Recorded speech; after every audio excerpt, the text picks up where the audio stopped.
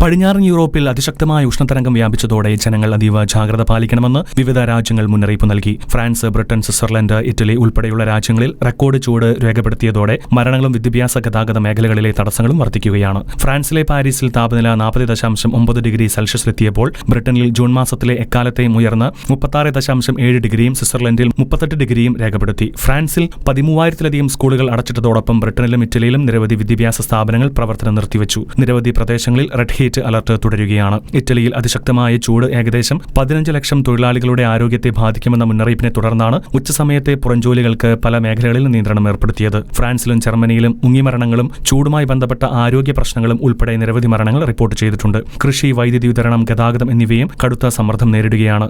Omega block എന്ന കാലാവസ്ഥ പ്രതിഭാസവും മനുഷ്യനിർമ്മിത കാലാവസ്ഥ വ്യതിയാനവും ചേർന്നാണ് ഈ അതിതീവ്ര ഉഷ്ണതരംഗത്തിന് കാരണമായതെന്ന് കാലാവസ്ഥ വിദഗ്ധർ വിലയിരുത്തുന്നു. വരും ദിവസങ്ങളിൽ ചൂട് തുടരുവാൻ സാധ്യതയുള്ളതിനാൽ ആവശ്യത്തിന് വെള്ളം കുടിക്കുവാനും അനാവശ്യ യാത്രകൾ ഒഴിവാക്കുവാനും പ്രായമായവരും കുട്ടികളും പ്രത്യേക ജാഗ്രത പാലിക്കണമെന്നും യൂറോപ്യൻ ആരോഗ്യ അധികൃതർ അറിയിച്ചു. International desk, Shekinah news.